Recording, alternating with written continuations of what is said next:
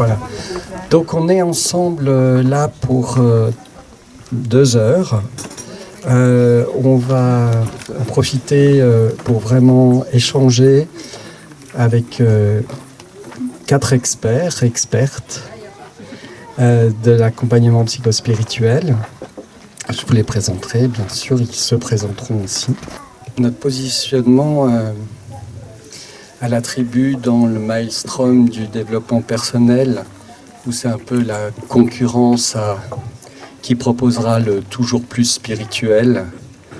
Nous, on a voulu se positionner, on pourrait dire peut-être entre les blouses blanches et les plumes, à savoir profiter des avancées de la science et de la recherche, mais aussi des savoirs ancestraux, en les associant, en soutenant une posture d'accompagnant. Accompagnant et pas de guide. Accompagnant pour être sensible au parcours, à la souffrance, à la cosmogonie singulière de chacun. Profiter aussi de l'apport d'un siècle de psychothérapie, en se méfiant des postures médicales et chamaniques, trop souvent sachantes. Trop souvent sachante pour un accompagné ou une accompagnée qui, de fait, se retrouverait en position passive de recevoir. Peut-être insuffisamment soutenu pour s'engager activement et déployer ses compétences d'auto-guérison. Voilà pourquoi on parle d'accompagnant plutôt que de guide, dans une posture qui a envie d'être humble et de former la dimension psychospirituelle. Mais est-ce qu'on parle tous de la même chose quand on parle de psychospirituel? Alors pour ce faire, on a fait un panel, comme on dit dans les congrès scientifiques. Ce panel, en fait, comme il est sous-représenté, on va commencer par la jante masculine pour faire un peu les choses à l'envers. Nils Fildius, qui est pasteur, qui est le fondateur de la Maison Bleu Ciel à Genève, qui anime des ateliers de spiritualité chrétienne, qui a une approche au-delà des parcours classiques, à travers son propre parcours personnel et avec une ouverture à toute personnelle, à toutes les dimensions des approches psychothérapeutiques, mais aussi des approches favorisant les états de conscience élargis, en ayant fait notamment le Césum à 2 reprises, une fois aussi comme participant, une fois comme assistant, sur notamment la respiration holotropique. À côté, Stéphania, qui est psychiatre et neurologue à Sierre, dans le Valais, qui nous rejoint dans l'équipe d'Espace Intégra, dont on a parlé hier, et qui apprécie la nature au point d'aller dormir cette nuit sous un arbre avec ses enfants. À côté, Aline Lassermonté, qui est formatrice au HUG depuis belle lurette, mais qui à côté est gestalt thérapeute, a fait une formation de gestalt thérapeute où nous nous sommes rencontrés. Elle va intervenir là aussi à travers son parcours d'accompagnée spirituelle. Elle a fait tout un parcours avec Lita Bassett, notamment avec Paul Lebrun, dans un parcours d'apprentissage justement de la posture d'accompagnatrice spirituelle, mais elle va intervenir aussi par rapport à son parcours d'accompagnée pendant plusieurs années. Elle nous le précisera. Et puis, même si elle rejoint l'équipe de Nils pour les ateliers de spiritualité chrétienne et les co-animer avec eux en tant qu'accompagnante. Et puis, à côté, Svea Nielsen, cofondatrice de la tribu. Peut-être que vous ne savez pas que, parce que ça ne se voit pas, ça ne se remarque pas, mais au départ, elle est psychologue. Super si ça ne se voit pas. Et Svea a fait aussi l'ethnopsychologie. Et je pense que c'est quelque chose qui est important pour elle. Elle est allée tout de suite sur le terrain, justement, des urgences psychédéliques, en travaillant dans des festivals tels que le Boom Festival, pour aider les personnes qui étaient en difficulté. Il faut savoir qu'elle a travaillé aussi avec Rick Doblin à la publication d'un livre il y a déjà pas mal d'années. Donc elle est très en avance sur ce qui se passe aujourd'hui dans le mouvement de renaissance des psychédéliques en Suisse. Elle est une des pionnières aujourd'hui de cette nouvelle tendance. J'ai présenté vos parcours, mais peut-être juste pour commencer, nous dire un mot que vous avez envie de partager ici de vous. Peut-être que ça peut être quelque chose qui, la semaine passée, vous a occupé votre quotidien professionnel, positivement ou négativement d'ailleurs. Mais pour nous dire un peu plus au-delà des rôles que j'ai présentés, qui vous êtes en tant qu'humaine, humain professionnel. À toi, Nils.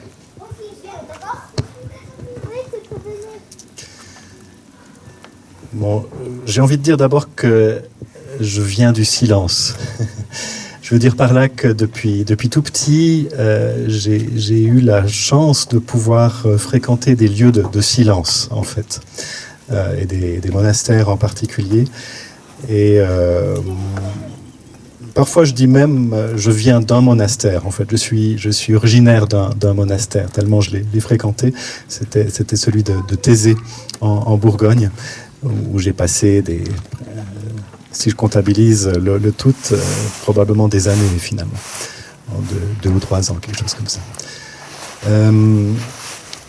Alors la semaine passée, avec Aline, on a accueilli les candidats à la nouvelle volée de l'atelier de spiritualité qui va commencer là dans un mois à peu près. Et à chaque fois qu'on fait cet exercice d'accueillir au fond des gens qu'on connaît pas, qui arrivent dans le lieu de la Maison Bleu Ciel, parfois un peu sur la pointe des pieds, en se demandant un petit peu où ils arrivent. Je suis chaque fois frappé au fond par l'intensité du désir, en fait. Ils viennent avec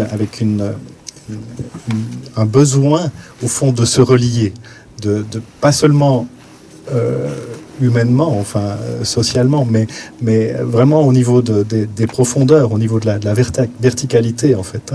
Donc on pourrait dire une soif au fond profonde, assez incroyable. Et à chaque fois je me dis waouh. Ok. Et avec une urgence aussi, même chez des gens très jeunes, alors qu'on a l'impression qu'ils auraient toute leur vie pour explorer ça, mais une urgence à trouver l'essentiel de leur vie. Et je dis, est-ce qu'on va réussir à leur proposer ce qu'ils attendent? Enfin, évidemment, c'est pas nous qui le proposons, mais le cadre nécessaire pour cela. Voilà. Et Stéphania. Bonjour. Alors, si tu viens de silence, peut-être j'ai un lien avec la mort, je dirais. Je suis la cadette d'une fratrie de 3, pardon. Et ma mère a eu un cancer de sang quand j'avais 3 ans. Et les médecins lui ont dit qu'il restait 2 ans de vie. Elle est encore vivante. Et donc, je pense que je suis devenue médecin avec une envie de soigner ça. Je pensais toujours que Et donc, j'ai fait d'abord la psychiatrie, après la neurologie, parce que j'avais envie de toucher les gens. Ça me manquait beaucoup avec la psychiatrie. Et donc, je suis devenue neuropsychiatre. Et la vie, ça fait... j'ai compris après que ce n'était pas par rapport à cette mort de ma mère qui flottait toujours. C'est parce que j'ai une sœur, c'est un plus âgé que moi, qui est une démence maintenant terminale, donc une maladie neuropsychiatrique, et qu'elle me demande souvent si je peux l'aider à mourir. Donc ça c'est pour dire un peu comment je suis arrivée plus ou moins à qui je suis, à niveau aussi professionnel. Et dans la semaine passée, j'ai travaillé dans un cabinet, à remarquer peut-être que j'ai fait une séance dans la PAP, non, la psychothérapie assistée par psychédélique, dont une femme qui est venue avec sa mère et qu'elle était très anxieuse, la mère, et j'ai pu la prendre dans les bras avant de commencer la séance avec sa fille. Donc ça qui a beaucoup changé tous les contextes, toute l'ambiance de cette séance qu'elle a pu faire. Et c'est ça, c'est pas seulement qu'on va offrir un cadre pour une personne, c'est qu'on va aussi offrir une expérience pour tous les proches autour, tous les systèmes. Et j'ai fait pas mal aussi de séances de préparation et d'intégration des autres patients. Et ça m'a touché aussi un patient qui il prépare sa séance en décembre et qu'il était déjà, et ça c'est très joli à voir, comme dans la préparation, on voit qu'il traverse des dimensions autres, des conceptions autres et des sentiments d'état, des présences dans ce monde. Et il me disait qu'il parlait de lâcher prise, toutes ces constructions qu'il a fait pendant toute sa vie. Donc je me réjouis déjà de pouvoir l'accompagner. Ça, c'est honoré de pouvoir aussi l'accompagner. Merci. Voilà, passez par derrière. Merci beaucoup. Voilà, bonjour aussi à celles et ceux que j'ai pas encore vus ce matin.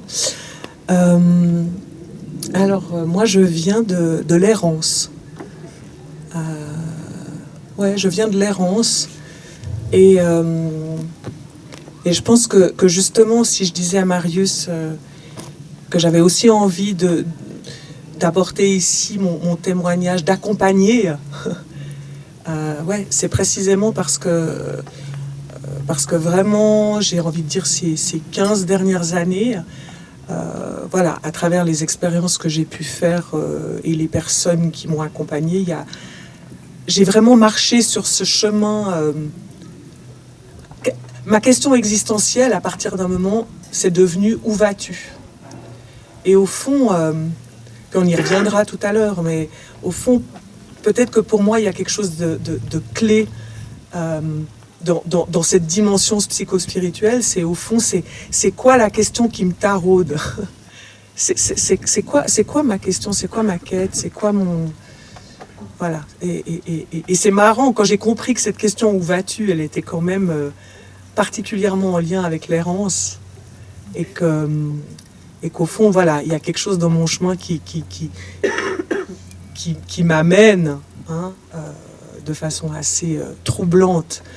Peut-être qu'on y reviendra sur le chemin, on va dire, à rejoindre, on va dire, les adeptes de la voix. Peut-être qu'il faut rappeler qu'en l'an 0, c'est comme ça que les amis de Yeshua s'appelaient, les adeptes de la voix. Voilà, VOIE, les adeptes de la voix. Voilà.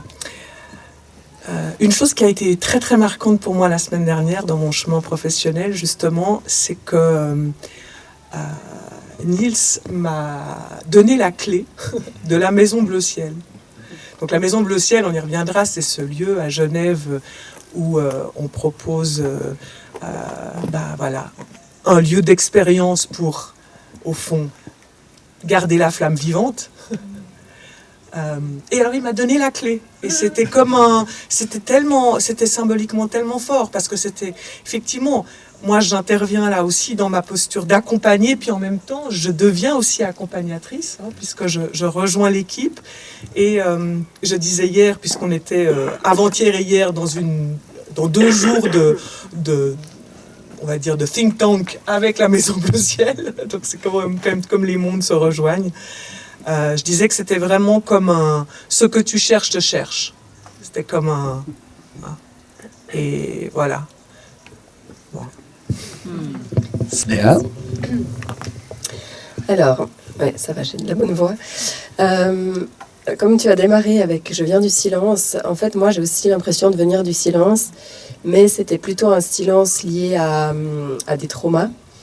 Et en fait, c'est ça qui, à l'adolescence et jeune adulte, m'ont fait faire des études de psychologie, c'est que je voulais me soigner. Donc c'est un peu comme ça que j'ai démarré mon chemin professionnel. Et puis, après, c'est vrai que j'ai trouvé rapidement, heureusement en 2006 déjà, les psychédéliques sur ma route, et ça m'a vraiment ouvert à quelque chose de plus grand que ce que j'avais vu, parce que mes études, l'ethnopsychiatrie était bien, mais le reste, je trouvais ça vraiment, vraiment triste, aucune ouverture spirituelle, aucune chaleur humaine. Enfin, c'était vraiment dur pour moi, le milieu psychiatrique et psychologique. Et après, avec l'ethnopsychiatrie, tout d'un coup, ça m'a ouvert sur tous ces mondes, toutes ces traditions, finalement. Et là, c'était vraiment beau. Et puis, ça m'a permis, justement, ces études, de tout d'un coup me reconnecter au divin dans un phénomène un peu de conversion en lisant la Bible. Et ensuite, un chemin à travers le judaïsme, le christianisme. Maintenant, je suis en train de lire les enseignements du Bouddha. Donc voilà, je m'éclate avec toutes ces belles écritures et paroles. Et surtout avec les gens qui les incarnent. Et voilà, je pense que ça fait vraiment partie de mon chemin aussi d'être moi-même en train de me soigner, d'être moi-même en supervision, d'être moi-même avec des pairs pour se relier. Et je suis super contente d'être là avec vous aujourd'hui. Dans ce jour aussi, qui est spécial parce que c'est l'équinoxe d'automne. Et c'est vraiment aussi quelque chose qui était toujours là dans toutes les spiritualités. C'était le lien à la nature. On était dans ces roues de la nature. Et c'est aussi parce qu'on a oublié ça, qu'on est complètement déboussolé. Donc voilà, l'équinoxe aujourd'hui, je crois qu'une des symboliques, c'est vraiment d'observer dans nos vies ce qui se termine, ce qui arrive à la fin, avant le renouveau dans les mois qui viennent. Et puis c'est évidemment le calme aussi, l'introspection, le féminin dans la nature. Et puis là, on n'est pas déboussolé parce que hier, on était dans l'été total et là, on est en train de basculer dans les minutes dans l'automne. Alors, on rentre dans notre sujet. Peut-être que je commence par toi, Aline. Comment vous définissez l'accompagnement psychospirituel ? Allez. Allez, putain. Je vais lire mes notes. Disons que quand je réfléchissais à ce thème-là, je me disais qu'au fond, pour moi, on ne peut pas répondre à cette question sans s'interroger sur, au fond, ce que les Amérindiens appellent la cosmogonie, ce que chez Niels on peut appeler l'anthropologie, c'est-à-dire c'est quoi notre vision de l'humain. Voilà.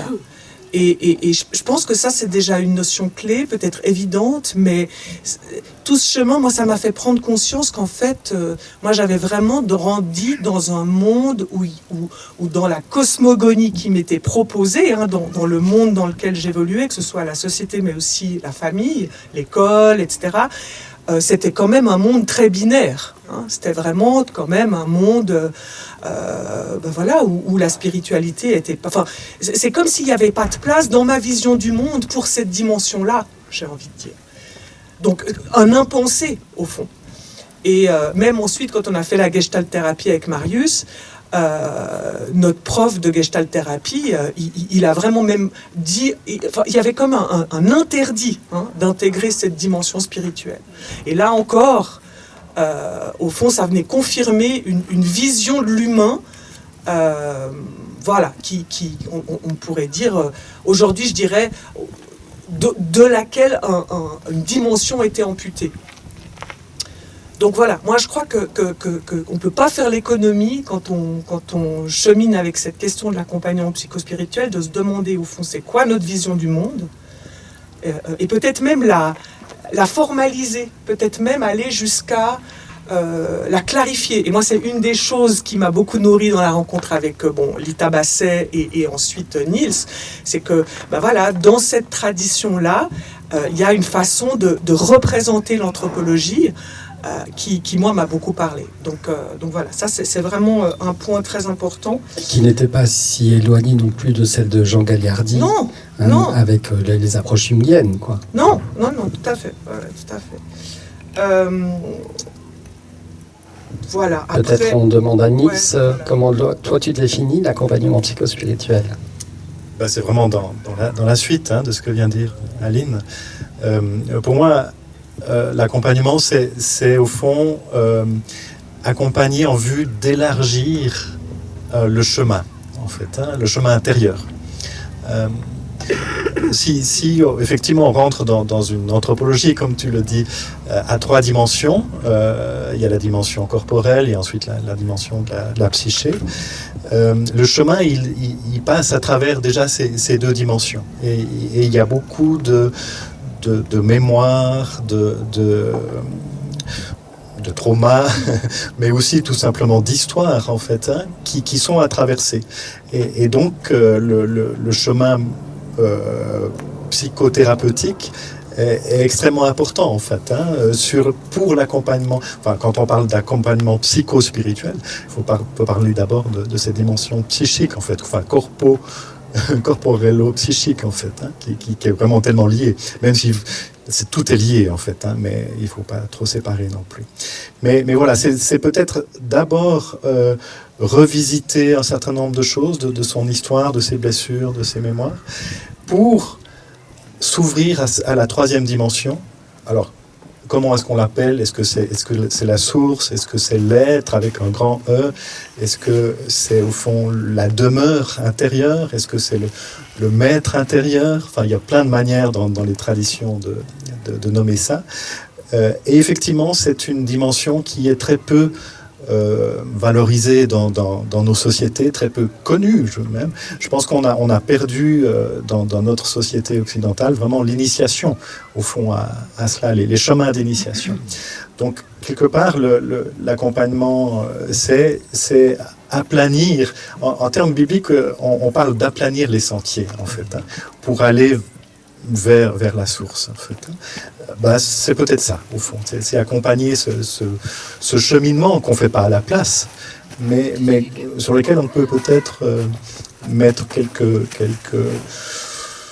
comment est-ce qu'il n'y a pas des balises, en fait, aplanir les sentiers, simplement. Oui, merci. Et Stéphania, en tant que neuropsychiatre, est-ce que tu voudrais nous dire, toi, comment tu définis l'accompagnement psychospirituel ?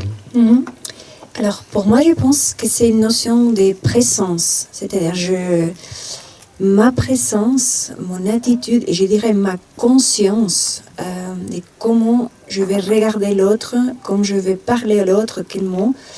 Et je pense que cette présence, ça permettra en fait que l'autre puisse voir qu'il peut ouvrir, pas seulement la boîte physique qui vient comme neurologue, pas la boîte psychiatrique ou psychologique, mais l'autre.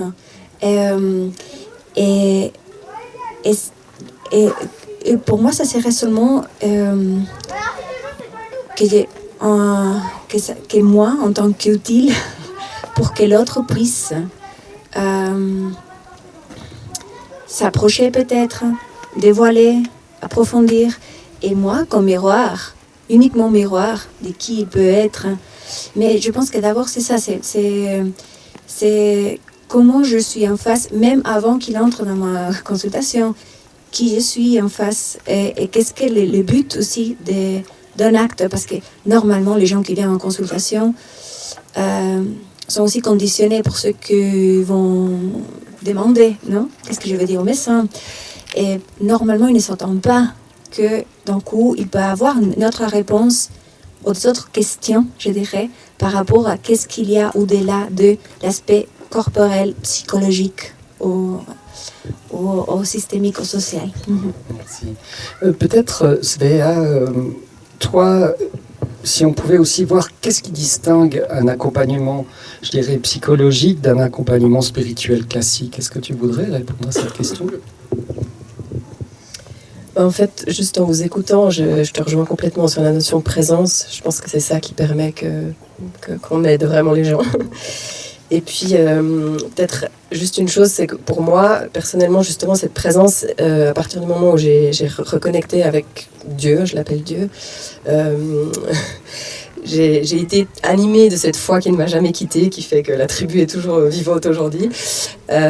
Mais c'est vrai qu'il m'a manqué un moment, j'avais vraiment cette foi, cette espérance, mais il m'a manqué l'amour. Et c'est vrai que j'ai mis un moment à me connecter à cette dimension-là, parce que voilà, moi-même, j'avais de la peine encore à m'ouvrir.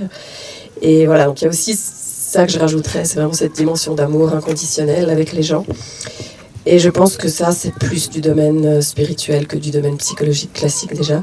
Puis après, une autre chose aussi, pour moi, c'est vraiment ce côté de parler avec les gens de leurs origines, parce qu'ils en ont tous, mais on a oublié. Donc, quelles sont leurs origines spirituelles, religieuses, les traditions, les rituels, les choses qu'ils faisaient dans leur famille, qu'ils ont entendues. Pouvoir discuter de ça avec les gens, c'est hyper riche. Et peut-être les reconnecter à des rituels, à des actions, à des prières, à des chants, pour faire concrètement quelque chose au quotidien, si possible, tous les matins ou tous les soirs, pour vraiment nourrir cette flamme. Alors peut-être qu'Aline, justement, tu parles rituel et pratique. Je voulais juste revenir Alors vas-y. sur cette distinction, cette réflexion que tu nous invites à faire sur la différence entre psychologique et spirituel. Alors hier, vous avez repris cette phrase de Paul qui est tellement forte: la vie n'est pas un problème à résoudre, mais un mystère à vivre. Moi, dans mon chemin d'humaine, ça a été un moment clé, justement, pour, au fond, entrevoir que le travail d'humaine que j'avais à faire, il devait traverser les questions psychologiques qui étaient déjà bien amorcées, même si, voilà,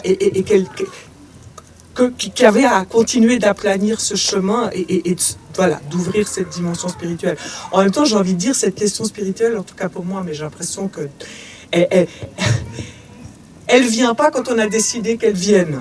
Je veux dire, elle se donne, elle s'offre, et de ce point de vue-là, elle échappe aussi, toujours. Hein. Donc, on peut pas, j'imagine, partir en voyage psychédélique en se disant je vais aller rencontrer Dieu, parce que c'est pas de l'ordre du vouloir, c'est pas de l'ordre de voilà, c'est de l'ordre du cadeau, peut-être. Hein. Voilà, c'est de l'ordre de l'ouverture. Et puis, je voulais juste raconter peut-être une petite... pas si petite que ça, mais juste partager un petit bout de mon chemin autour de l'intrication entre ces deux enjeux psycho et spirituels, parce que je pense qu'effectivement, on peut pas, puis on en parlait tout à l'heure au petit déjeuner avec Martine et d'autres, on peut pas dire on s'occupe juste du spirituel, hein, on peut pas dire ça aujourd'hui dans nos contrées avec nos histoires. Peut-être qu'au fin fond du Bhoutan, là où ils savent même pas ce que ça s'appelle, enfin tu disais, hein, là où ils connaissent même pas le mot culpabilité, peut-être que c'est possible. Mais nous, je crois que vraiment on peut pas faire ça. Et Lita Basset, elle disait vraiment que de son point de vue à elle, il y a vraiment un lien entre nos manières de relationner avec nos histoires, nos proches, nos familles, et nos manières de relationner avec le plus haut, on va dire. Hein. Comme dit Eti Iltsum, j'adore, elle a une phrase pour dire, bon, appelons-le Dieu par commodité. C'est comme ça qu'elle le dit. Mais voilà, comme dit Niels, et on y reviendra, voilà, que je choisis d'appeler Dieu par commodité. Et moi, j'ai vraiment eu cette expérience où il a vraiment fallu, et j'ai envie de dire, j'ai même pas envie de le parler au passé, quoi, mais où il y a vraiment pour moi tout un chemin de retrouver le dialogue avec mon père, hein, qui a choisi de se donner la mort quand moi j'avais 17 ans, donc trauma quand même assez profond. C'est comme s'il avait fallu vraiment que dans mon chemin je puisse retrouver le dialogue avec cet homme, en plus dans une tradition protestante où on m'avait quand même dit quelque part, j'avais entendu qu'on ne dialogue pas avec les morts, hein, quand même. Hein. Et là, il y a un interdit culturel, peut-être on sera amené à en parler, très fort, de on ne dialogue pas avec les morts dans notre tradition. Bref, donc tout un travail de retrouver un dialogue pour que quelque chose d'un dialogue avec Dieu puisse advenir. Et là, il y a un tissage qui, dans mon expérience, est très très profond. Comme si l'un ne pouvait pas aller sans l'autre, quelque part. Alors, c'est évidemment, quand je dis ça, ça paraît un peu simple. Bon, on peut tous s'imaginer voilà, tous les méandres, hein, que cette histoire-là peut représenter. Mais voilà, pour illustrer comment cette notion de psychospirituelle, elle est profondément intriquée et en même temps très, j'ai envie de dire, très... enfin, le contact avec cette dimension mystérieuse peut aussi réouvrir le dialogue avec mon père. Enfin, comment ça se joue dans les deux sens. Et là, il y a quelque chose de beau. Merci pour ce témoignage. Peut-être on pourrait demander à Niels, est-ce que, pour aller un peu plus loin, on pourrait là tout de suite distinguer spiritualité, d'ailleurs que j'aurais envie de mettre avec un S. Aline, tu parles de tes racines protestantes, mais tu es allée justement aussi visiter le bouddhisme pendant pas mal d'années, le chamanisme, donc spiritualité et religion au pluriel. Est-ce qu'on pourrait les distinguer ? Toi, tu dis que la spiritualité, Niels, elle a un besoin fondamental de l'être humain, de l'individu. Quelle est la sève de la vie ? Et que la spiritualité, elle est expérience. Est-ce que tu peux ça ? En fait, je m'appuie sur ce que dit Jacques Besson, que vous connaissez peut-être, psychiatre, maintenant à la retraite, mais addictologue et spécialiste aussi des psychédéliques et tout ça. Et je rappelle que Jacques est aussi dans le comité scientifique de Espace Intégral. Ok, très bien. Où lui, il dit très clairement qu'au fond, la différence entre une spiritualité, on a tendance à les opposer en fait, alors qu'en fait, spiritualité et religion, alors qu'en fait, il s'agit de deux niveaux différents.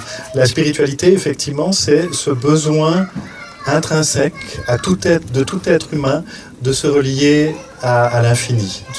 Cette soif, au fond, qui est là. Visiblement, on serait même programmé neurologiquement, en fait, pour avoir cette soif en nous, en fait. Peut-être que tu en parleras mieux que moi. Mais voilà, c'est là. Et après, il y a différents chemins pour répondre à ce besoin fondamental. Et un des chemins, parce que vraiment je pense que c'est un des chemins, c'est la religion, au fond. C'est une réponse sous forme de rituel, sous forme de dispositifs mis en place collectivement pour répondre à cela. Après, le problème, c'est que les religions ont commencé à avoir... dogme. Oui, puis avoir leur but en elles-mêmes, et puis on oublie un petit peu que c'était une réponse à ce besoin, à ce désir fondamental. Mais voilà, et je pense que toute forme qu'on met pour la Maison Bleu Ciel aussi, pour répondre à ce besoin, à ce désir, est toujours en danger de devenir dogme ou de devenir normatif en fait d'une manière. Et ça, il faut le dire dans toutes les branches de l'accompagnement psychospirituel. Oui, complètement. Oui. Pour nous aussi, si on n'est pas adossé à une religion, même parfois, avec moins de réflexion, parce que moins d'antériorité, et de se laisser aller, de se laisser prendre par les égos spirituels, qui est quelque chose auquel on est vraiment très très attentif. Peut-être Stéphania, est-ce que toi tu veux rebondir sur cette distinction spiritualité-religion depuis ton point de vue ? Je pense que c'est plutôt ça. La spiritualité est innée à l'être humain. Plus ou moins cachée, ça dépend des gens, des cultures, des expériences, d'apprentissage. Je trouve que la religion, c'est une structure qui concrétise, c'est ça, des croyances, des rituels, des pratiques, pour que les gens puissent faciliter en fait peut-être cet accès à la spiritualité, mais qui c'est probablement je trouve la spiritualité c'est aussi dynamique tout au long de notre vie. Je pense que ça change. Peut-être que les préceptes religieux sont plus statiques, sont quelque chose de plus d'ancrage, indépendamment si on est enfant ou âgé, mais la spiritualité individuelle est beaucoup plus organique, je dirais aussi. Alors, pendant que tu as le micro, j'ai envie de continuer à te poser une question. Pour toi, c'est quoi les finalités ? Quelles sont les finalités de l'accompagnement spirituel ? Quels sont les besoins, les souffrances auxquelles pourrait répondre l'accompagnement psychospirituel ? Je pense que tout le monde serait un bénéfice de cet accompagnement. Je ne pense pas que c'est-à-dire les besoins, ça serait les besoins de chaque être humain en fonction de chaque période. Je ne pense pas qu'on pourrait définir qui a plus besoin que d'autres.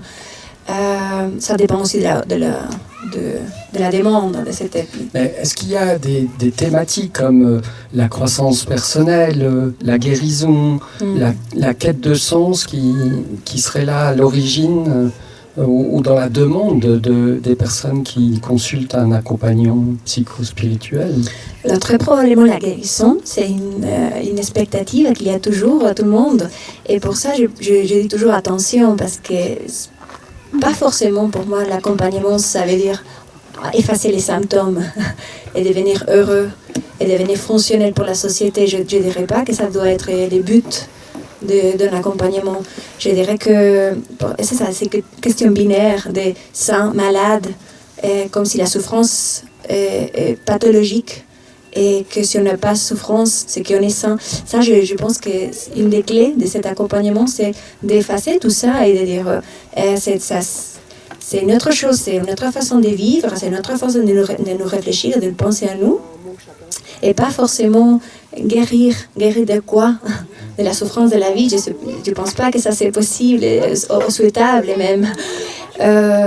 Mais clairement, il y a sont des graines. Cet accompagnement, cette approche, ça sème des graines pour une vision de l'autre beaucoup plus vaste. Et pourquoi pas cette quête de sens, ça me parle beaucoup plus de dire qu'est-ce que je fais, à quoi sert. Et moi, je propose ça, non? Parce qu'en général, les gens, dans son intention, par exemple avec les psychédéliques, restent avec effacer les symptômes, en général. Dans un paradigme médical, c'est tout à fait ce qu'on recherche avec, par exemple, les addictions ou le stress post-traumatique, comme on voit chez MAPS ou HEG à Genève. Ouais.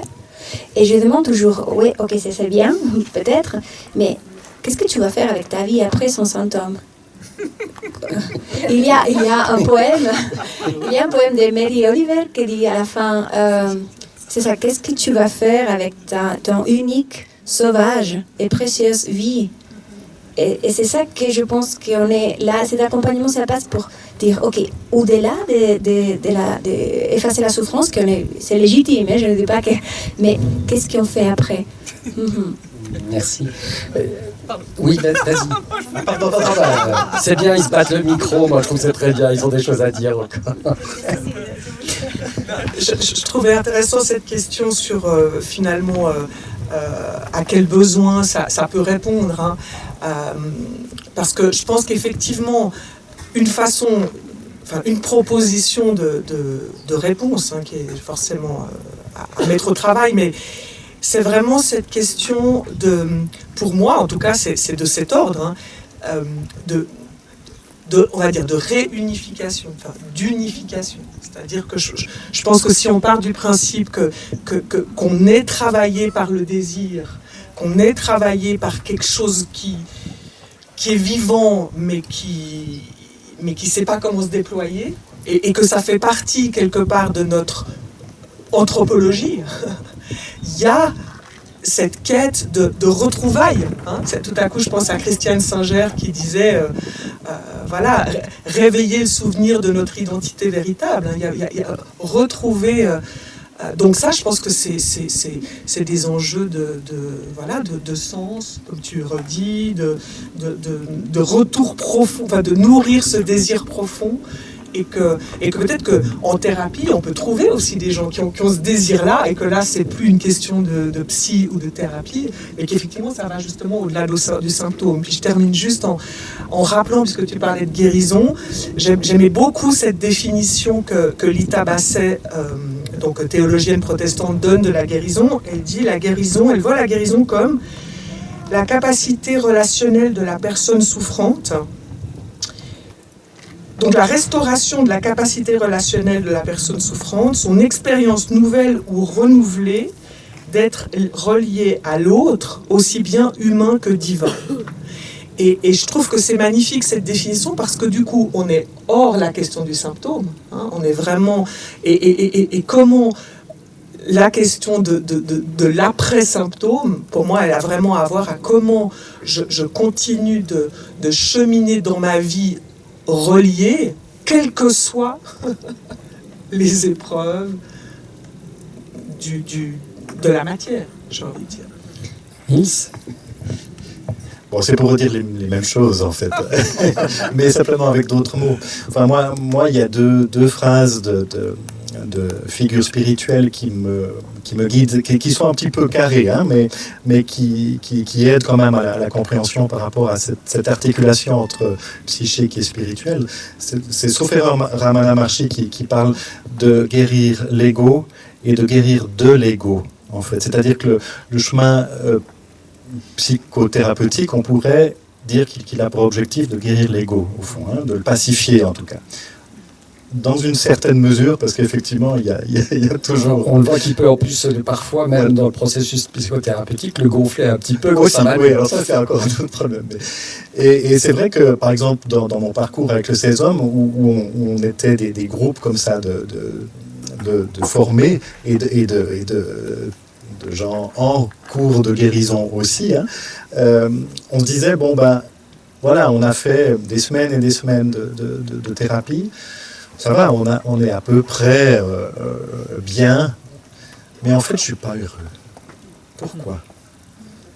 Qu'est-ce qui manque, en fait ? Et je crois que vraiment, ce qui manque, c'est la troisième dimension, en fait. Hein. Alors, elle est déjà pourtant thématisée hein, dans un parcours transpersonnel. Il y a déjà cette ouverture. Mais on sent que, au fond, il y aurait à la développer davantage. Et c'est se guérir de l'ego, au fond. Hein. C'est-à-dire de dire, à cet endroit-là, j'ai plus besoin de guérison intérieur parce que je suis en santé fondamentalement. Mon je suis est un je suis de santé que j'ai jamais perdu en fait.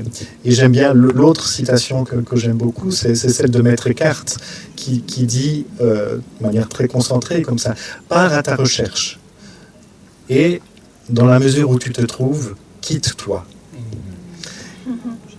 Oui, tout est dit, super, merci. Svea, quels sont les outils, les méthodes que toi tu utilises pour tes accompagnements ? Bon, je dirais déjà qu'il y a le cadre qui diffère parce que ça peut être soit dans mon cabinet, soit dans des lieux de retraite.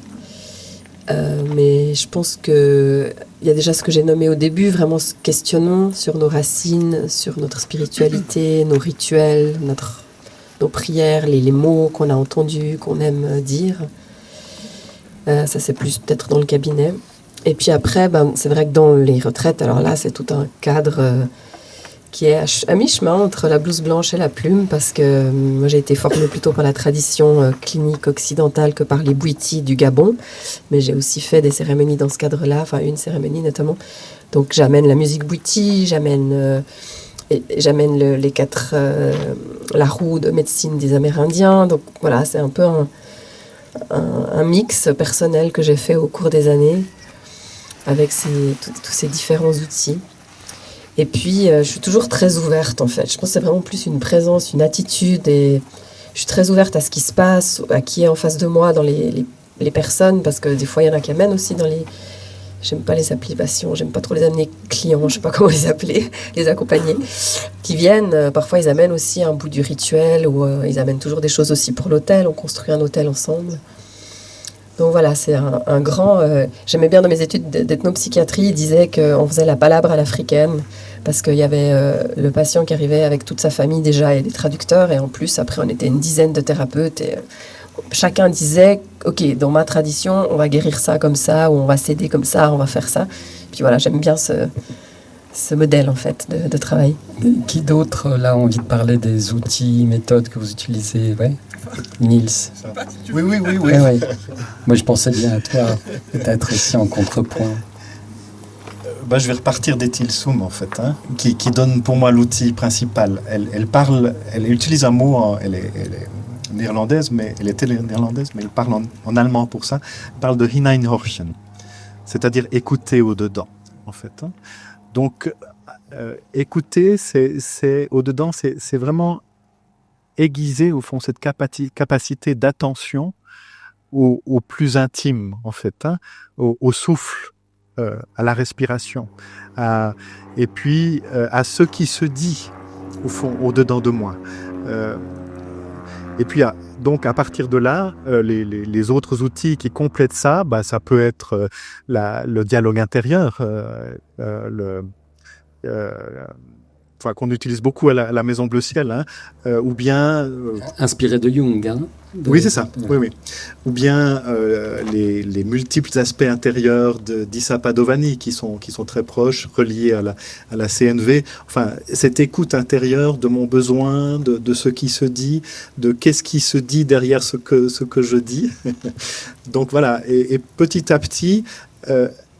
découvrir au fond que en écoutant à ce point-là profondément ce que je suis, ce qui se dit en moi, je vais découvrir une autre parole, en fait, tout au fond, quelque chose qui se dit en moi au-delà de moi-même. Mais vous avez aussi cette dimension à la Maison Bleu Ciel d'approche créative, Oui. avec justement quelque chose qui émerge à travers des processus créatifs. C'est ça, et corporel aussi. Voilà, hein. de Mais- land art, Mais de effectivement, chant. oui. Bah, très concrètement, pour donner un exemple, d'être en lien avec un morceau de terre et se mettre en mouvement. C'est même pas forcément tout de suite de la création, c'est du geste. C'est qu'est-ce qui se passe entre moi et cette terre. Et tout à coup, je me rends compte que la terre parle de moi, en fait. hein. Ou bien, effectivement, avec le corps, évidemment. Écouter au-dedans à travers la danse, le mouvement libre, où on entre dans des états de conscience qui sont très vite Altéré, ouverture. modifiés, en tout Voilà. cas, mais qui permettent de se décaler du mental quand Ouais. même. hein. Et puis d'écouter là déjà beaucoup plus profondément. Ouais. là. J'ai deux questions encore peut-être pour toi et Stéphania. Dans les PAP, les psychothérapies assistées par psychédéliques, est-ce que tu considères qu'il y a des conditions pour qu'elles relèvent de l'accompagnement psychospirituel? C'est-à-dire que quand on rentre dans le cadre de PAP, est-ce que on ne peut pas parler directement que c'est un accompagnement psychospirituel? C'est justement ce que tu disais avec comment, si ça se borne au traitement du symptôme, ça ne serait pas suffisant. Alors, quelles seraient pour toi les conditions, et dans celles que tu utilises, les méthodes que tu utilises, pour que ça puisse se référer à un accompagnement psychospirituel? Alors, je dirais que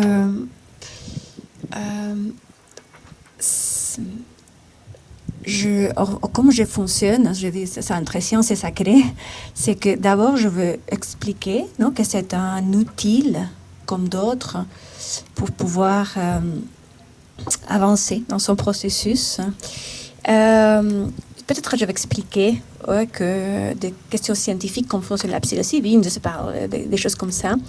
Mais après, je vais doucement, et ça c'est très intéressant parce que c'est ça dans mon cadre, c'est les gens ne viennent pas, les gens ne me cherchent pas pour avoir un psychédélique, pas du tout, c'est moi qui je propose. Donc, d'abord, les gens sont surpris et pas complètement ouverts. Et moi, ça que j'aime bien, c'est expliquer que c'est ça, on va pas. Pour moi, la préparation, c'est fondamental. Les liens avec la personne, surtout. C'est un acte, je trouve, accompagner quelqu'un, c'est quelque chose d'extraordinaire. Pour moi, je suis toujours honorée de pouvoir être à côté d'une personne qui fait cette confiance. Donc, je dirais qu'il faut cet amour, que je suis complètement d'accord, qu'il doit à l'être humain.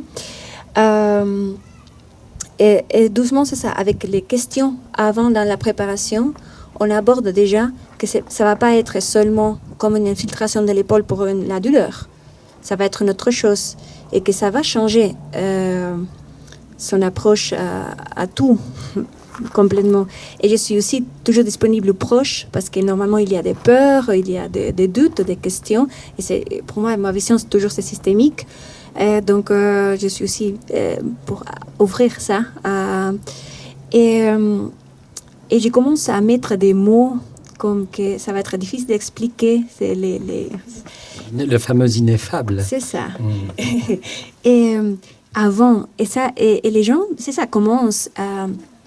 Et j'explique aussi, au niveau neurologique, c'est conscient, c'est couche gris petite, et tout ce processus inconscient. Et j'explique qu'en fait, on les ressent normalement en thérapie, que c'est très limité, parfois, tout ce qu'on peut faire, ou qu'on arrive à un point que c'est difficile de traverser si on n'a pas une autre médecine. Et j'explique qu'on va, ça prend congé du conscient, et qu'on va laisser l'inconscient émerger, et que c'est... avec des pratiques ou des substances qu'on pourra faire. Et ça, les gens l'intègrent bien dans le sens de dire, oui, c'est vrai, il y a tout un inconscient, il y a tout un invisible, je dirais, un non-contrôle, et c'est comme ça, non? En tout cas, moi, comme je fais un peu, c'est ça, des sciences, des gens qui aiment, des données, la mesure, des choses comme ça. Et c'est le regard de dire, mais ça qu'on va aller ouvrir, c'est rien à voir avec tout ça qu'on a, même qu'on peut concevoir, même avant à faire l'expérience. Ouais. Merci. Peut-être sur la dimension symbolique, Aline, toi qui utilises aussi pas mal de techniques au niveau symbolique, est-ce que tu voudrais ramener ça, cette dimension par rapport à l'accompagnement psychospirituel ?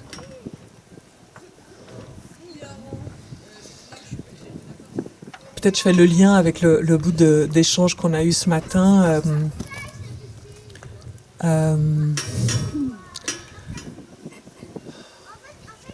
Parce que c'est sûr que dans mon propre chemin, pour décoder les expériences, on va dire, mystiques que j'avais pu vivre dans le contexte d'une quête de vision, qui était au fond, on va dire, des images qu'ont pris mon désir. Hein. Il se trouve que c'était des images chrétiennes. Mais ça aurait pu être bouddhiste ou quoi ou qu'est-ce. Mais il se trouve que... Puis j'étais la première surprise, quelque part, hein, parce que moi, j'étais pas du tout de cette tradition-là. Enfin bref. Comme je disais au début, je vivais dans un monde très horizontal.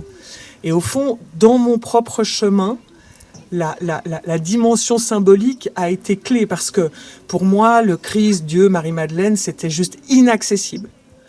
À ce moment-là, il y a 12 ans, quoi. C'était inconcevable. Par contre,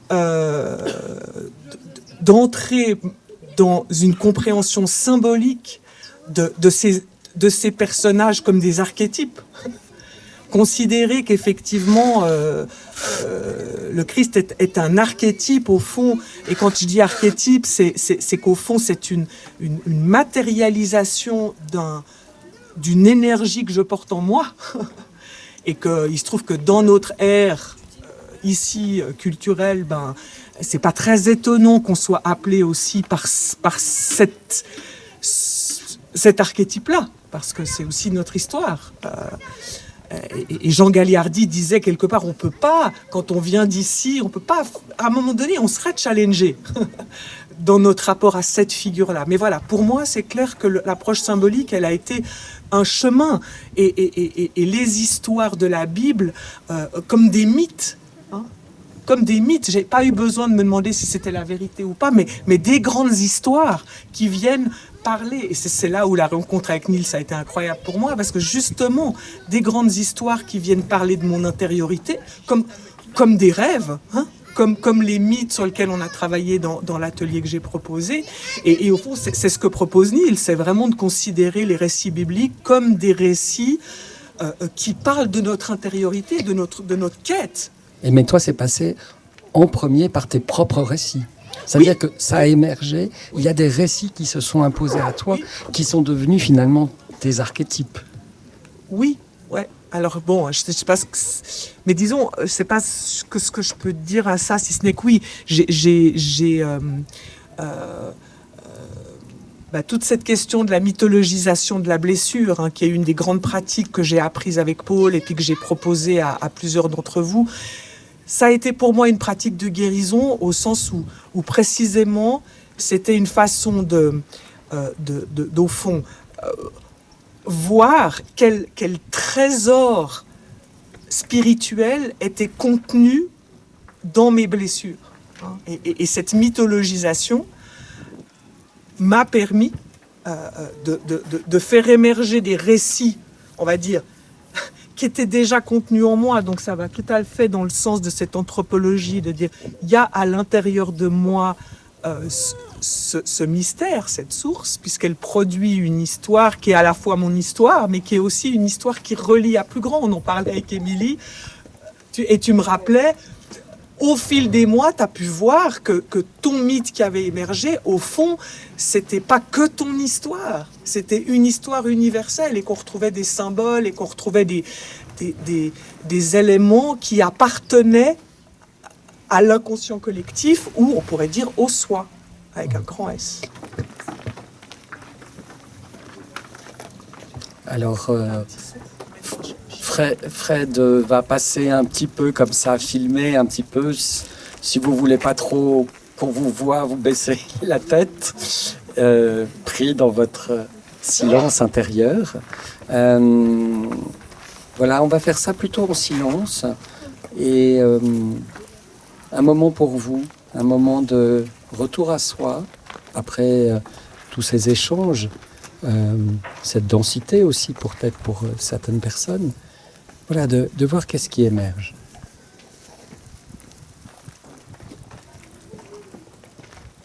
Voilà, 5 minutes.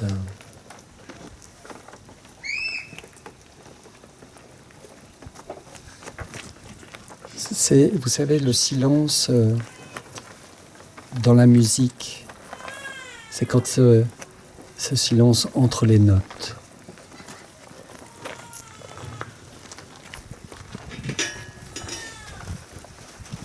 À la tribu, on parle comme posture d'être avec. Être avec. Dans les cérémonies chamaniques, on dit souvent être au service. Françoise Bourza, dont on a parlé hier soir avec Virna et Roberto qui ont traduit son livre, elle parle de guide. Et puis finalement, quand on écoute les gens qui décrivent leur psychothérapie comme un travail sur soi, on a donc plusieurs formulations. Accompagnant, guide, être au service, un travail sur soi. Vous, qu'est-ce que vous pensez en termes de praticien? Qu'est-ce que vous pensez quel mot il faut utiliser? Qu'est-ce que ça dit de la dimension du propre travail de l'accompagnant? Comment vous décririez cette posture avec vos pratiques différentes, celle de l'accompagnant? Nils?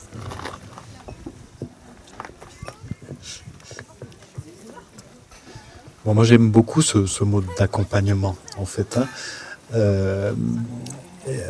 parce que ça dit quelque chose d'un chemin en commun. Et puis si on remonte vraiment à la racine, c'est un partage du pain. Manger le pain avec, manger un repas avec. Donc c'est partager quelque chose de l'essentiel en fait.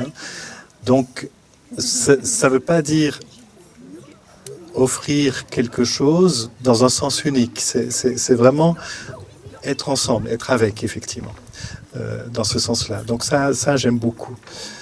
J'ai envie de vous partager quelque chose de très personnel, en fait, de mon histoire par rapport à ça. Je suis devenu pasteur de l'église protestante de l'église réformée en Suisse romande à l'âge de 26-27 ans. Et puis, au début que j'étais pasteur dans une paroisse, j'avais pas tellement d'accompagnement, c'est-à-dire que j'avais pas de demande, en fait. Je faisais tout ce qu'il fallait pour remplir mon cahier des charges, mais personne ne venait vers moi pour me demander un accompagnement. Et puis, je sentais en même temps que c'était un désir que j'avais de faire. Donc, voilà, c'était ma prière à ce moment-là. Donne-moi de pouvoir accompagner. Et puis, la réponse, elle est venue sous forme de crise, de vie très douloureuse, de traversées extrêmement fortes de choses de mes profondeurs. Et ensuite, une psychothérapie en particulier, c'est là où j'ai découvert le monde transpersonnel, ces hommes et tout ça. Et je me suis laissé accompagner à ce moment-là par des personnes, et ça c'était un de mes grands étonnements, des personnes d'une qualité spirituelle, d'abord humaine, mais aussi spirituelle, que j'avais jamais rencontrée jusque-là. Dans le milieu de l'église. Dans le milieu de l'église. Et tout à coup, c'était vraiment un étonnement de se rendre compte qu'en fait, il y avait des gens comme ça qui avaient une expertise, on va dire, c'est peut-être pas le plus beau mot, mais spirituelle, et une expertise humaine magnifique, totalement en dehors de l'église. Et ça a été un choc. À travers la posture. Oui, c'est ça. Et voilà, je me suis laissé vraiment accompagner, être vraiment dans une posture d'accompagner. Depuis lors, ça a pas cessé en fait, hein, même si c'est peut-être moins intense. Et puis, on va dire, je suis revenu de ça dans mon milieu professionnel. Et tout à coup, il y avait des gens qui me demandaient de les accompagner. Donc, tu es en train de nous dire que on a besoin de ce cheminement intérieur Oui. pour accompagner. On ne peut pas être accompagnant sans avoir été Voilà. accompagné et sans continuer d'être Voilà. accompagné. Alors, c'est la même question aux autres, mais que je peux rajouter aussi. Mais alors, quel cheminement ou quelle formation il faudrait avoir? Et tu peux peut-être, je ne sais pas si je peux répondre. Bien sûr. Parce que moi, cette notion d'accompagner, c'est des compagnons. On est compagnons, ou comme je vois, c'est on est compagnons. En général, pour moi, l'image qui me vient, c'est on va gravir une montagne, parce que normalement, c'est ça, les chemins ne vont pas être tout flat. Et mon idée, c'est que peut-être je marchais déjà dans ces montagnes, mais je veux être en arrière. Je suis pas la guide.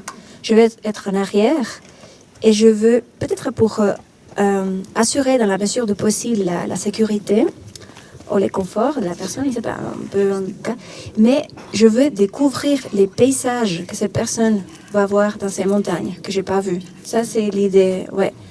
On va cheminer ensemble, quelque chose qui peut être dur, donc je vais offrir tout ce que je suis pour que la personne puisse aller au plus loin, où il veut, mais toujours en découvrant ces montagnes, que même si je l'ai fait plusieurs fois, ça ne va être jamais comme les paysages qu'elle va voir, cette personne. Mhm. Moi, je dirais que j'avais quand même fait aussi cette formation de psychothérapeute en gestalt thérapie, même si j'ai pas pratiqué beaucoup, mais j'étais habitée quand même avec toutes ces questions de cette posture, hein, quand même assez particulière du psychothérapeute. Et c'est vrai que dans mes explorations spirituelles, j'ai aimé quand Lita Basset, elle a dit avec ces mots ce que vous venez de dire tous les deux. Au fond, elle a dit que pour elle, l'accompagnement spirituel, c'était une relation de sororité, de fraternité. Et ça a ouvert chez moi quelque chose d'extrêmement puissant. Peut-être que ça me libérait aussi de tous les enjeux qu'on avait appris en psychothérapie. Ce qui ne veut pas dire, évidemment, qu'il ne faut pas se faire superviser quand on fait de l'accompagnement psychospirituel, c'est une évidence. Mais j'ai aimé, c'est comme si du coup, ça soulignait qu'on était ces humains sur le chemin, ensemble, et que c'était effectivement nos propres chemins spirituels, de vie, on va dire, qui était dans lequel on puisait au fond la source de notre présence, vous avez dit, hein, de notre écoute, et qu'au fond c'était bien plus cette présence, cette écoute du chemin spirituel de l'autre qui faisait la posture au fond.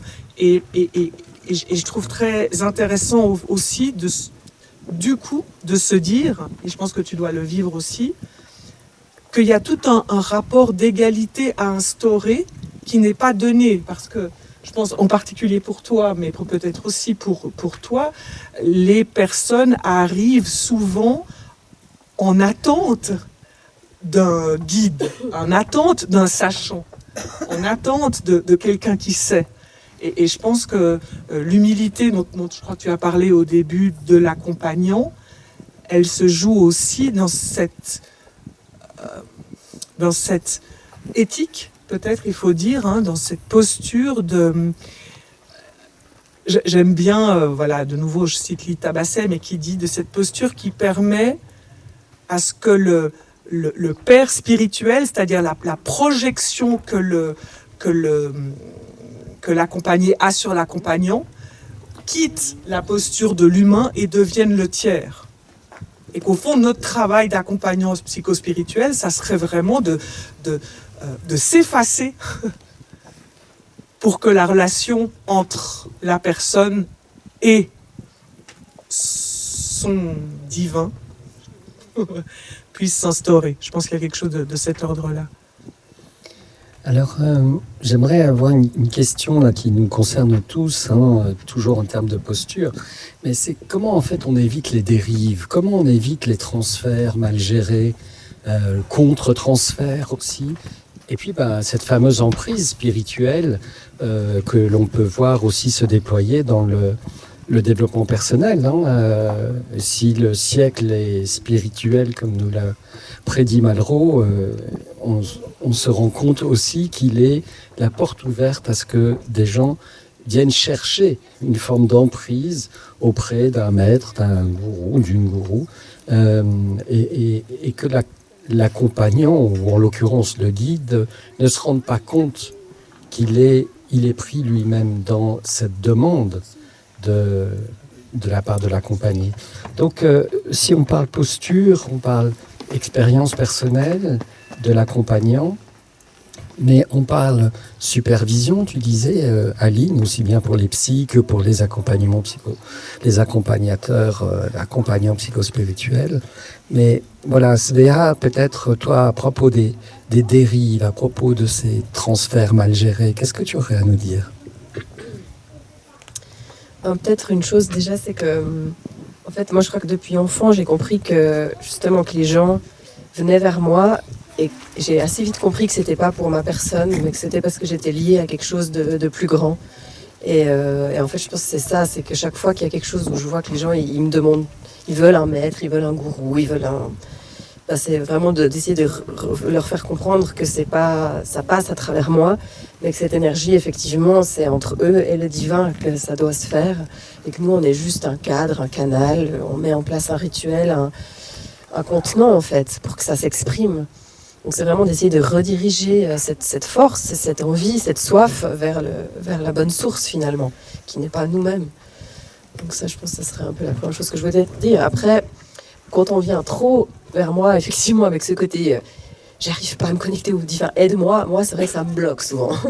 Je suis un peu là, je me sens complètement impuissante parce qu'il y a vraiment quelque chose de l'ordre de, comme tu disais Stéphania, de cette présence, et donc quelque chose de très simple. Et alors voilà, après, ça peut quand même être de connecter la personne à des prières, parce que moi c'est aussi ce qui m'a toujours aidé, c'est la prière. Je partage souvent les prières chrétiennes parce qu'on me les a données comme ça sur mon chemin. Et en fait, voilà, je les dis encore tous les jours et je sais qu'elles m'ont construite, qu'elles m'ont aidée et que c'est toujours un pilier. Donc voilà, que les gens puissent retrouver ces paroles qui peuvent être des piliers. Ça peut être un bon outil. Alors, je rebondis sur la prière. Un de mes auteurs favoris, Laurent Godet, dit qu'il n'y a de prière que celle que j'invente.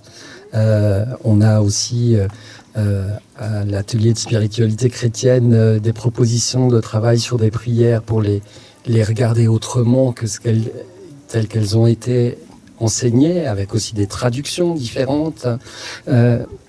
Et quand on est dans la prière, on pourrait avoir peur du dogmatisme, de la religion et de cette emprise spirituelle. Qu'est-ce que tu en as à dire, Niels ?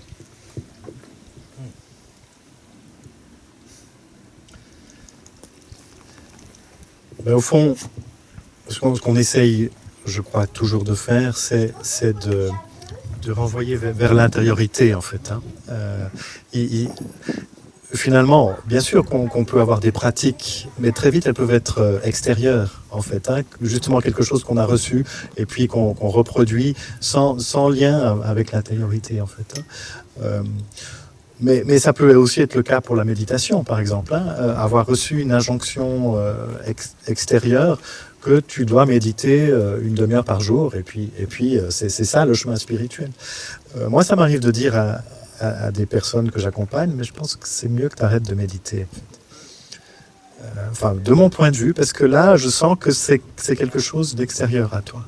Qu'est-ce qui viendrait vraiment nourrir au fond ce chemin, comment est-ce que tu peux te reconnecter à ce désir qui est là, qui est sans doute enfoui sous des gravats, sous quelque chose qui est à cause de la vie courante, à cause de tous les...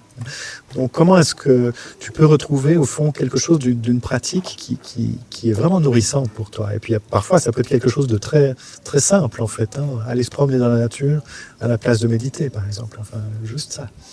Oui, ça me fait me souvenir d'un passage assez long dans une sangha bouddhiste où en tant que psy, je me suis dit, mais avec mes mots, mais qu'est-ce qu'ils foutent là, plutôt que d'aller commencer par une psychothérapie et de se rendre compte qu'il y avait à débroussailler ou à enlever des pierres, oui. Alors que sinon, au lieu d'aller creuser, ils espéraient que ça tombe tout cru d'en haut, quoi. Oui, Hein. c'est ça. Et donc, dans ma lecture aussi avec mon code éthique, quoi, de voir que le fait de ne pas faire cette démarche de creuser nous faisait, ou leur faisait, nous faisait adopter directement finalement une parole autre, et pas une parole tiers, dont on parlait, oui. mais une parole autre d'un humain qui serait avant moi sur le chemin, quoi. C'est ça. Mais au fond, cet élément extérieur, ça peut aussi être une expérience spirituelle. Qui en fait devient tellement importante. Enfin, je pense assez souvent à des personnes qui me racontent quelque chose d'extraordinaire, d'expérience mystique magnifique, et qui au fond aimeraient pouvoir la revivre et la revivre encore.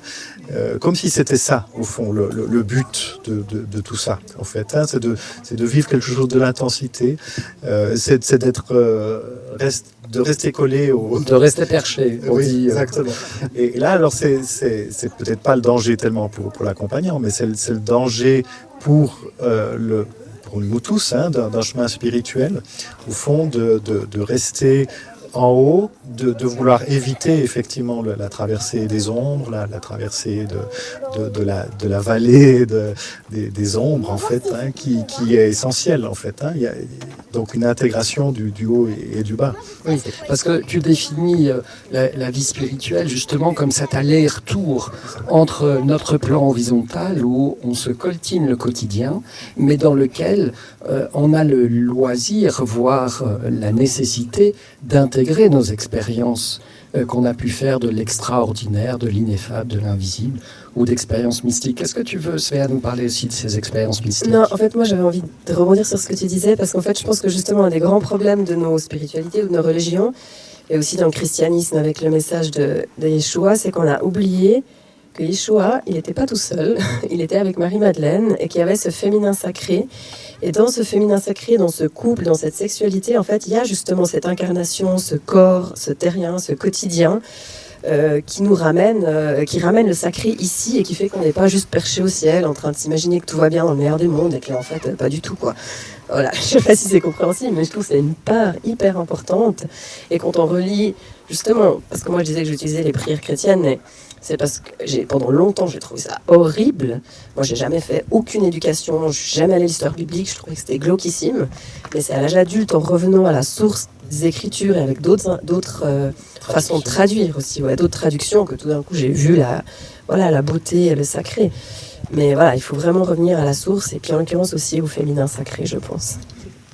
Peut-être je complète un tout petit peu, parce que ça me touche que tu dises ça, parce qu'effectivement, pour moi, cet archétype de Marie-Madeleine, elle a été vraiment ma sœur qui m'a accompagnée et qui quelque part m'a ramenée à Yeshua. Et donc pendant tout un temps, je pouvais tout à fait, et je peux complètement encore m'associer à ce que tu dis. Et au fond, ce que j'ai pu ressentir peut-être, c'est qu'au fond, cet archétype du Christ, hein, prenons-le comme un archétype, hein, vraiment, il contient précisément cette dimension de matière et cette dimension de réceptivité. Et qu'au fond, peut-être que c'est ça, et peut-être que c'est ça le désarroi magistral du christianisme, c'est cette incompréhension qu'il y a eu sur la partie féminine du Christ, quelque part aussi. C'est-à-dire sur cette dimension profondément humble, humaine, et en même temps connectée. Enfin, tu vois, il y a vraiment là, je crois, quelque chose qu'on a peut-être encore à rencontrer. Voilà. Moi, j'aimerais dire que pour éviter ces dérives, en tout cas, mon approche, c'est que comment c'est la phase de l'intégration après de la pape, en fait. Et c'est ça, c'est fondamental. Comment on met l'extraordinaire dans l'ordinaire. Et je pense que c'est une des clés pour moi, c'est devenir nature, c'est-à-dire de se rappeler de ces côtés un peu sauvages qu'on est, pour être, et pouvoir profiter de tous ces hauts que la personne a pu vivre, mais aussi de tous ces ancrages qu'on peut avoir. Merci beaucoup. J'aimerais savoir si là, après toute cette discussion, il y a des questions que vous voudriez poser à nos intervenants. Si vous êtes habité par quelque chose là, une question, je passe vers vous avec le micro. Fred, tu suis à la caméra. S'il y a des personnes qui ont envie, j'ai fait quelques nœuds, mais qui ont envie de prendre la parole ou de partager quelque chose ou tout simplement poser une question parmi vous. Oui, Émilie. J'aime pas les micros. Oui. Moi, je suis curieuse, j'aurais une question pour vous, parce qu'on parle de spiritualité chrétienne. Et je pense pour certains d'entre nous, c'est associé, en tout cas pour ma part aussi, à la religion chrétienne. Et puis, on parlait ce matin aussi avec toi de toutes les blessures finalement qu'on a vécues en lien avec la religion. Et aussi cet aspect dogmatique, masculin, patriarcal. En tout cas, moi, c'est ça que j'ai vécu dans la religion chrétienne. Et je me demandais si vous auriez un conseil. Quel serait le premier pas pour reconnecter à une spiritualité chrétienne et non pas une religion ? Bon, la réponse triviale, c'est ça le but de la Maison Bleu Ciel. Oui, parce qu'à la Maison Bleu Ciel, vous recevez beaucoup de gens qui ont été blessés. Oui, c'est ça. Voilà. Pas que, mais... Non, il y a aussi des gens qui n'ont pas été blessés, heureusement. Non, mais pour moi, l'essentiel, au fond, c'est de retrouver le Christ au-delà du christianisme. Alors c'est pour ça qu'on peut donner plein d'autres mots. Enfin, c'est un peu tout ce qu'on a dit depuis 1h30 pourrait se résumer là, en fait. Comment se reconnecter à la source, à ce qui est là, au-dedans de chacun d'entre nous, qu'on va activer ou pas, comme désir. Depuis longtemps, c'est pas activé, mais voilà, c'est se présupposer en tout cas que c'est là. Et puis de reconnaître que les formes religieuses sont des réponses, mais vraiment très relatives à ça. Et que si moi, le but de la Maison Bleu Ciel, c'est vraiment pas de ramener les gens dans une religion, dans un christianisme, de vérifier qu'ils aient signé l'appartenance à l'église protestante, si possible, parce que c'est quand même mieux que les autres. Voilà, on est très attentif à ça, on est là uniquement au service de ce feu intérieur. Le reste. Une voix féminine pour répondre à la question d'Émilie.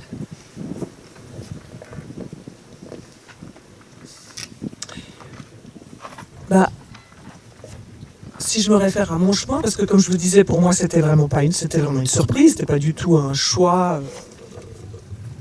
C'était vraiment une surprise. Peut-être c'est être à l'écoute justement des formes que prennent mes expériences mystiques, entre guillemets. Et une des choses qui pour moi, alors je vous racontais de ma quête de vision, mais une autre chose qui pour moi a été majeure, c'est que en décodant profondément l'ensemble de mes mythes, au fond, avec Jean Gagliardi, au fond, qui lui est pas du tout, qui se définit plutôt comme un agnostique, qui est pas du tout... au fond, j'ai dû voir qu'il y avait dans beaucoup des symboles qui s'étaient présentés dans mes histoires, que ce soit le souffle, que ce soit le feu, que ce soit la colombe, que ce soit la descente dans les ténèbres, que ce soit la remontée dans la lumière, enfin, qu'il y avait des symboles qu'on pourrait dire chrétien. Et ça a été pour moi à la fois un peu mystérieux.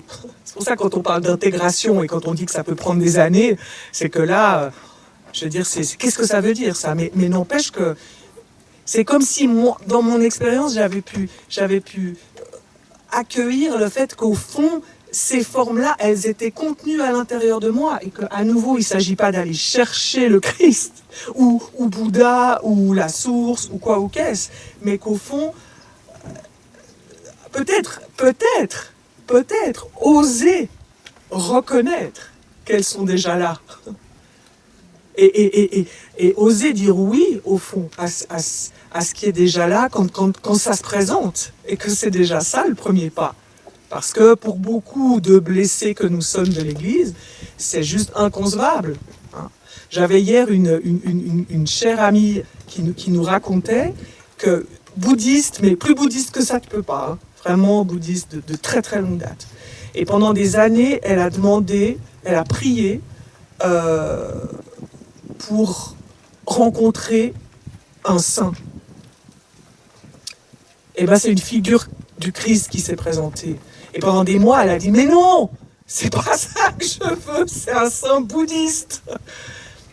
Donc ce oui, tu vois, ce oui à ce qui se présente. Merci. Oui, une précision. Oui. Parce que quand même, il faut parler des blessures aussi, et reconnaître qu'elles existent effectivement. Et je pense que peut-être qu'un travail qu'on fait aussi à la Maison Bleue Ciel, c'est oui, c'est vrai. Ça a été blessant, ça a été enfermant, ça a été excluant, et ça l'est peut-être encore. Et donc vraiment accueillir au fond ce blessé. Mardi passé, je crois que je peux raconter ça au fond. Hein. Il y avait quelqu'un qui s'intéresse à l'atelier de spiritualité qui disait, mais moi mon plus grand problème c'est que le christianisme a été vraiment participant, voire probablement responsable numéro 1 ou 2 ou 3, je ne sais pas, de la crise climatique et de ce qui se passe actuellement dans le monde à travers, au fond, tous les messages qui ont été passés. Et je lui ai répondu oui, c'est vrai.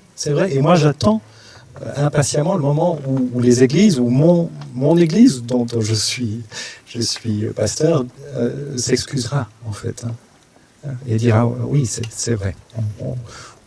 On s'est trompé.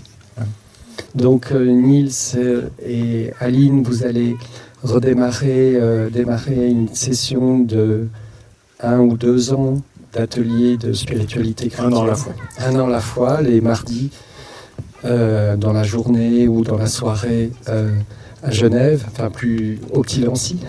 Voilà. Au Grand Nancy, à la limite. Tu es venu aussi avec ton livre, Se goûter un en Dieu, oui.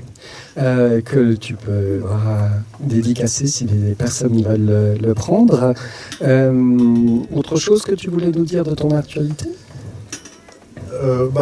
Qu'à côté de l'atelier de spiritualité, il y a plein d'autres activités de la Maison Bleu Ciel. Et puis, j'ai mis aussi quelques brochures pour que vous voyez un petit peu le panel d'activités qu'on a. Très diverses et créatives. Ok. Et Stéphania, toi, tu rejoins l'équipe aussi qui intervient sur Espace Intégra, ces semaines d'intégration dont on a parlé hier à la tribu, qui nous tient à cœur. Donc tu vas intervenir aussi dans le comité scientifique, qui est, on a dit, composé de Jacques Besson, Marc Excella, Lise Weisman, toi, j'oublie encore quelqu'un, et Kaya Opegard. Est-ce qu'il y aurait d'autres éléments aussi que tu aurais envie de dire de ton actualité? Parce qu'on a parlé de la semaine passée, mais la semaine à venir. Pas de grandes nouveautés, je continue le schéma. C'est ça. Ok, merci.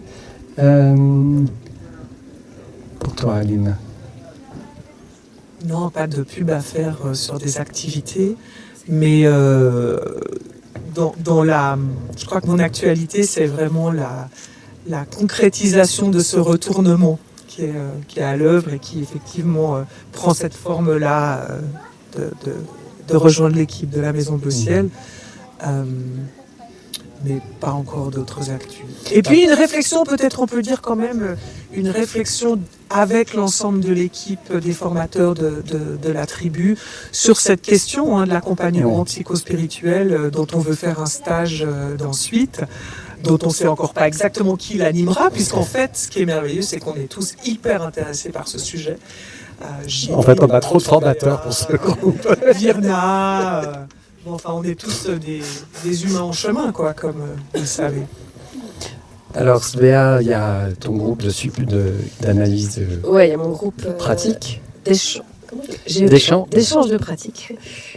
Où il reste des places si ça vous intéresse pour justement s'interviser entre nous. Les mardis après-midi, une fois par mois, à Clarens ou en ligne. Et puis sinon, la grande actualité, c'est effectivement Integra qui devrait démarrer fin novembre. Et on est à peu près au point, je dirais, peut-être 2 prières à vous adresser. C'est d'une part, si vous avez des gens qui peuvent être intéressés par ces semaines d'intégration, il nous manque encore des gens pour former le premier groupe. Ça peut aussi être des thérapeutes ou des psychiatres à qui on peut parler du projet. Et puis la deuxième prière pour ce projet, c'est l'abondance financière. On a lancé des très bonnes pistes pour avoir des fonds pour que les gens ne payent pas trop. Et puis pour le moment, c'est pas encore tombé, on a dit. Donc voilà, si vous avez aussi des contacts, ça peut toujours aider. Mais je suis assez confiante, c'est juste qu'il faut que ça vienne. Après, la première semaine, toute l'équipe a déjà dit qu'on voulait, au pire, on bossait gratuitement, les gens payaient juste l'hébergement et la nourriture. Pour comme ça, on se rôde aussi. Mais je pense que ça serait chouette quand même qu'on ait les fonds directement. Et puis, toujours l'année prochaine, ce projet va donner lieu à l'achat d'un lieu. Donc ça aussi, ça sera d'autres fonds. Mais je me réjouis qu'on ait un lieu permanent pour faire ce qu'on a fait ce week-end toute l'année. Voilà. Merci. Et puis, quant à moi, mon actualité, je vous le rappelle, c'est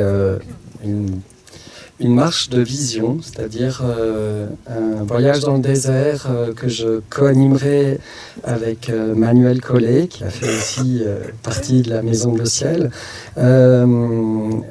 qui a lieu du 24 octobre au 2 novembre, où il reste 4 places pour aller cheminer dans le désert marocain.